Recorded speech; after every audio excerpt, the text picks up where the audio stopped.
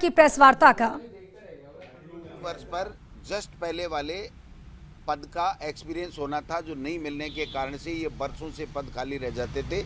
अब उससे एक नीचे वाले ग्रेड का 3 साल का और उससे जस्ट पहले वाले का 1 साल का, यानी 4 साल का अगर अनुभव हो गया तो उसके बाद में उसकी पदोन्नति हो जाएगी। कहने का मतलब जो नेक्स्ट का 3 साल का था उसको 1 साल कर दिया गया और उससे पहले का 3 साल का कर दिया गया, जिससे इन पदों पर जेडी और इनके ऊपर एडी के ऊपर पदोन्नति हो सकती है। एक जिला शिक्षा अधिकारी के जो पद थे वो 50% सीधी भर्ती से नियमों में प्रावधान था 70-71 में, और 50% पदोन्नति से था। जबकि आज तक जब से सेवा नियम बने हैं जिला शिक्षा अधिकारी के सीधी भर्ती कभी भी आयोजित नहीं हुई है। और इसकी वजह से हर वर्ष सरकार को माननीय मुख्यमंत्री से डीओपी से स्थिलन लेकर के और जिला शिक्षा अधिकारी की पदोन्नति उसके पदों पे करनी पड़ती थी, लेकिन उसमें बार बार लोग कोर्ट जाते थे। इस बार भी कुछ जो है अधिकारी प्रिंसिपल कोर्ट में चले गए, स्टे भी हो गया था, उसको वेकेट कराया। तो अब जिला शिक्षा अधिकारी के तमाम पदों के ऊपर पदोन्नति के आधार के ऊपर उनका पदोन्नति होगी, जिससे तमाम 323 जो पद रिक्त हैं वो पूरे के पूरे भर दिए जाएंगे और हर वर्ष एक भी पद रिक्त नहीं रहेगा, जिससे शिक्षा के ढांचे को मजबूती मिलेगी। दूसरा, एक प्रधानाचार्य सीनियर स्कूल का और प्रधानाध्यापक जो सेकेंडरी स्कूल का है, उसमें जो 66 और 33 का 67 और 33 का अनुपात था, उसके कारण से कई तरह की आपस में दोनों कैडर के विवाद होते थे, उसको आज निपटा दिया गया है। और उनका व्याख्याताओं का 80% और हेडमास्टर्स का 20% जो संशोधन करके उनके पद अनुपात बनाया गया है। और इसके साथ ही एक फैसला किया गया है कि प्रत्येक राजकीय उच्च माध्यमिक विद्यालय में प्रिंसिपल के साथ एक वाइस प्रिंसिपल की पोस्ट स्वीकृत की जाएगी और जो प्रधानाध्यापक है वो डाइंग कैडर हो जाएगा। और डाइंग कैडर होने के बाद में जितने प्रधानाध्यापक होंगे वो सारे के सारे क्रमोन्नत कर दिए जाएंगे, प्रमोट कर दिए जाएंगे। और जो माध्यमिक विद्यालय हमारा होगा उसमें भी प्रिंसिपल ही उसका संस्था प्रधान होगा। तो मैं समझता हूँ इससे जो 13-14 हज़ार हमारी सीनियर स्कूल्स हैं और सेकेंडरी की स्कूलें हैं, उनमें सब में प्रिंसिपल की पोस्ट हो जाएगी और सीनियर स्कूलों में वाइस प्रिंसिपल की पोस्ट हो जाएगी और सभी को इसका लाभ मिलेगा। व्याख्याताओं को भी बहुत बड़ा लाभ मिलेगा और जो प्रधानाध्यापक हैं 10वीं स्कूल के, उनको तो सबको ही प्रमोशन के चांसेज मिल जाएंगे। और डाइंग कैडर होने के कारण से फिर हमेशा के लिए एक चैनल हो जाएगा कि जो भी सेकंड ग्रेड से आएगा वो व्याख्याता बनेगा, व्याख्याता बन के फिर वाइस प्रिंसिपल बनेगा और वाइस प्रिंसिपल बन के फिर प्रिंसिपल बनेगा।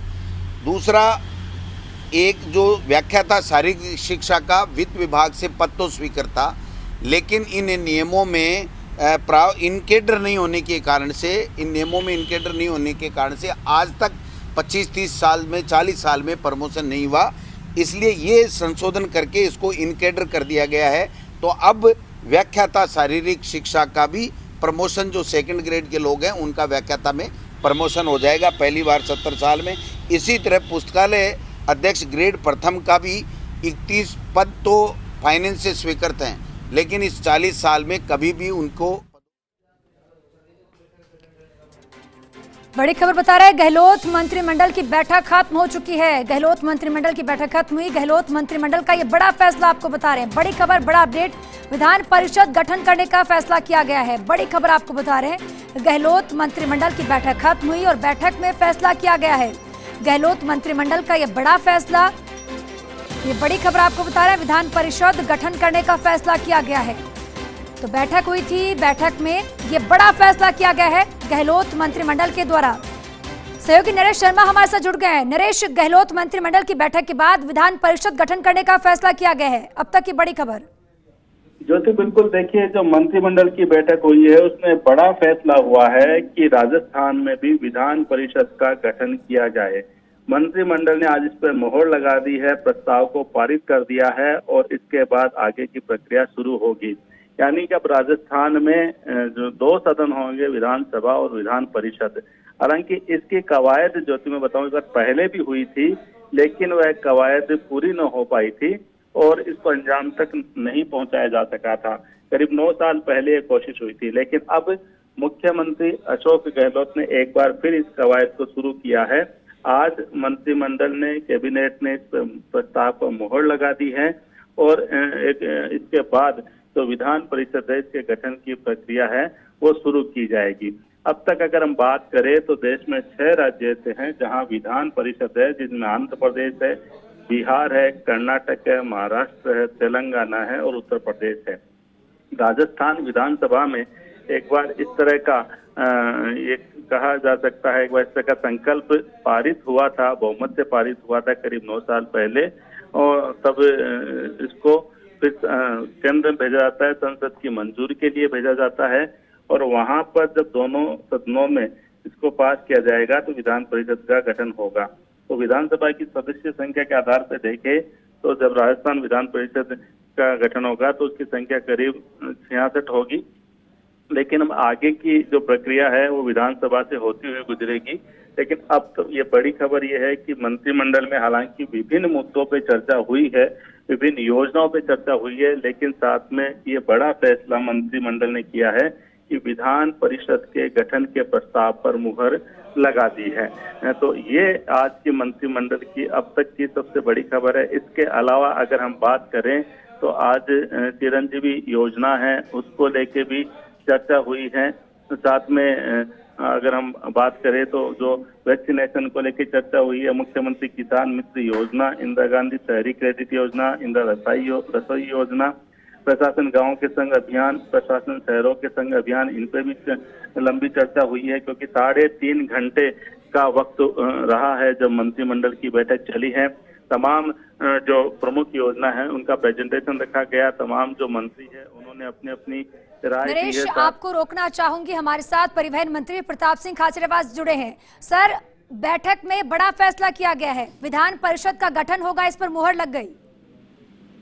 देखिए, मुख्यमंत्री अशोक गहलोत जी की अध्यक्षता में आज कैबिनेट की मीटिंग हुई, जिसमें विधान परिषद के लिए मोहर लगाई गई कि राजस्थान में विधान परिषद होनी चाहिए। ये प्रस्ताव केंद्र सरकार ने जो राय मांगी उस पर भेजा जाएगा। मुख्यमंत्री जी ने सब मंत्रियों से राय ली और मुख्यमंत्री चिरंजीवी बीमा योजना को लेकर भी वो बहुत सीरियस थे और इसको कैसे भी स्ट्रिक्ट तरीके से लागू किया जाए जिससे लोगों को उसका लाभ मिले। कोई भी अस्पताल जिन्होंने वापस भेजा उनसे वापस उसको पैसा दिलाना, ये बहुत बड़ा डिसीजन चीफ मिनिस्टर का है कि वापस उन मरीजों को पैसा मिलेगा जो मुख्यमंत्री चिरंजीवी बीमा योजना में आते थे, और उनसे यदि पैसा वसूल कर लिया तो उन अस्पतालों से मरीजों को वापस पैसा दिलाया जाएगा। तो ये तो विधान परिषद का फैसला बड़ा फैसला है, लेकिन वेलफेयर की स्कीमों को लेकर स्टेट में लोगों को ज्यादा से ज्यादा योजना का लाभ मिले, सब वेलफेयर की योजनाओं को, उसके लिए सख्त मॉनिटरिंग की जाएगी पूरे राजस्थान में।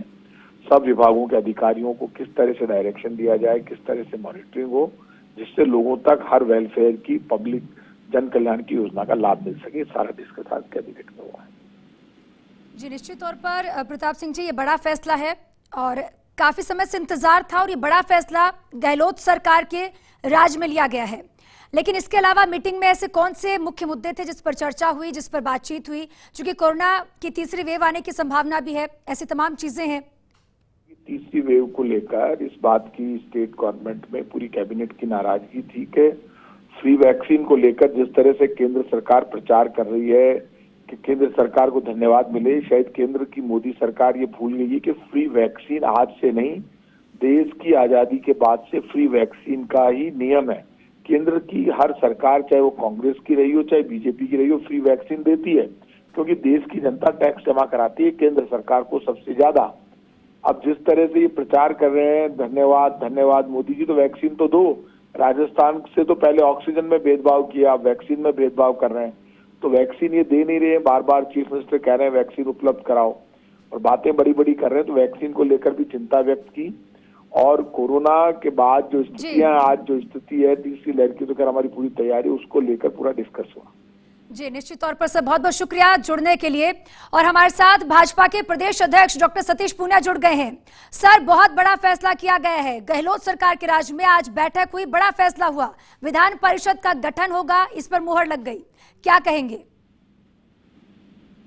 देखिए, चर्चा तो कई फ्लोर पे अलग अलग समय होती रही है, लेकिन इस फैसले में काफी बार बड़ा कंट्राडिक्शन रहा है। कुछ लोग इसके पक्ष में होते हैं, कुछ विरोध में होते हैं।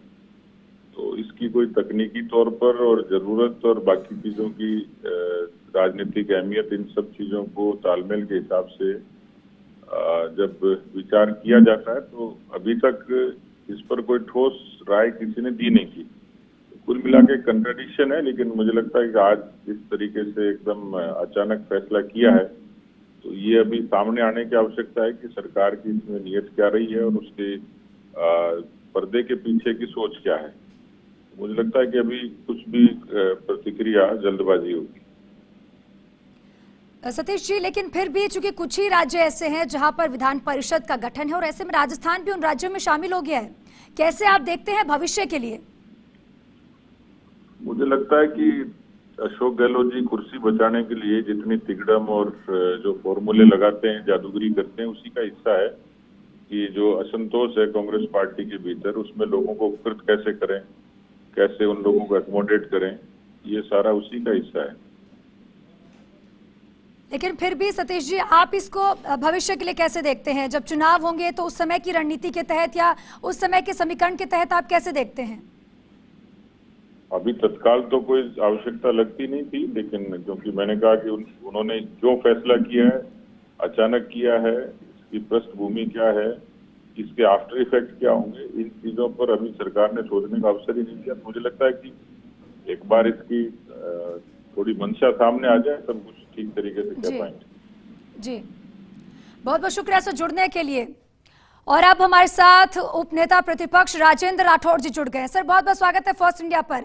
सर, बहुत समय से सिर्फ विचार चल रहा था, लेकिन अब आज मंत्रिमंडल की बैठक में गहलोत सरकार ने बड़ा फैसला किया है। कैसे देखते हैं आप? विधान परिषद का गठन पे मुहर लग गई। विधान परिषद के गठन की चर्चा अब से नहीं, लगभग एक दशक से ज्यादा समय से चल रही है।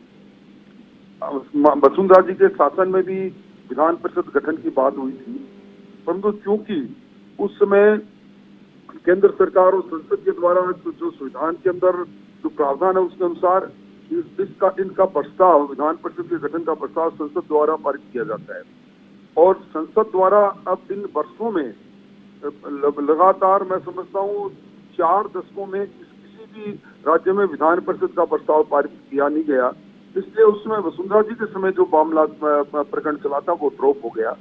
अब चूंकि कांग्रेस सरकार में असंतोष चरम पर है और मंत्रिमंडल के अंदर सरकारिया कमीशन के बाद उनकी संख्या एक निश्चित सीमा है उसकी, इसलिए अपने विरोधियों के आक्रोश को ढकने के लिए गहलोत सरकार ने इस प्रकार का फैसला किया है, जिसके अनुसार विधान परिषद के माध्यम से कुछ लोगों को संतुष्ट करना चाहते हैं। मैं समझता हूँ इसमें वो कामयाब नहीं होंगे, क्योंकि ये सही है कि भाजपा सरकार के समय में विधान परिषद के गठन का प्रकरण चला था और उस समय मंत्रिमंडल में इस पर चर्चा भी हुई थी, परंतु चूंकि उसके बाद ये प्रस्ताव जो भेजा गया केंद्र सरकार ने और केंद्र सरकार को संसद से पारित कराना था और संसद ने लगभग 4 दशकों से किसी भी राज्य में विधान परिषद की मंजूरी नहीं दी और अलग अलग समय में अलग अलग बहस के दौरान इस पर कई तरह की टीका टिप्पणी हुई, इसलिए इस समय अचानक विधान परिषद के गठन की बात को कहकर अशोक गहलोत अपनी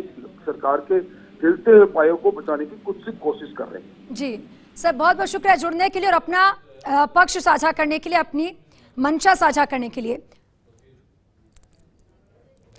और हमारे साथ मुख्य सचेतक महेश जोशी जी जुड़ गए हैं। सर, बड़ा फैसला किया गया है, चूंकि भारत में सिर्फ 7 राज्य ऐसे हैं जहां विधान परिषद का गठन किया गया है और अब राजस्थान राज्य भी एक नाम जुड़ चुका है इसमें। आखिर क्या सोचा गया भविष्य के लिए इस बड़े फैसले पर? देखिए, 2012 में हमने संकल्प पारित किया था और उसके बाद 2013 में हमारी सरकार चली गई, उसके बाद 5 साल भाजपा की सरकार रही, लेकिन उस पर कोई कार्रवाई हो नहीं सकी। अब नए सिरे से कैबिनेट ने से मोहर लगाई है और हमारी इच्छा है कि विधान परिषद का जो सपना राजस्थान की जनता का वो पूरा होना चाहिए।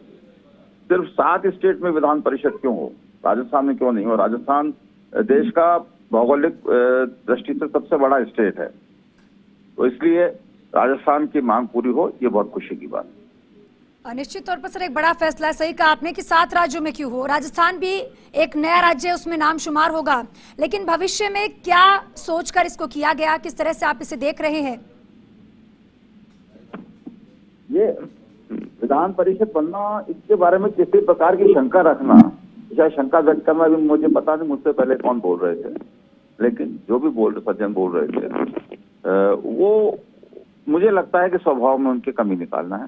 मैं किसी भी ऐसे विकास के और आगे बढ़ने के जो फैसले होते हैं जिनमें अधिक से अधिक लोगों की भागीदारी हो सके, जिसमें राज्य एक बड़े रूप में सामने आ सके, जहां विधान परिषदें होती हैं एक बड़ा व्यापक दायरा उनका होता है, तो मैं इसमें मैं हर तरीके से इसमें अच्छाई देखता हूं। हमारी कोशिश रहेगी कि विधान परिषद राजस्थान में बन सके। सिर्फ फैसला किया गया है, लेकिन इसके लिए विधानसभा के 1/3 सदस्यों के समर्थन के साथ प्रस्ताव को पारित करना होता है, एक बड़ा प्रोसेस होता है, केंद्र को भेजना होता है और केंद्र की मंजूरी के बाद राज्य में विधान परिषद का गठन होता है। तो क्या मान लिया जाए, कब तक इसकी प्रक्रिया की शुरुआत कर दी जाएगी राजस्थान में?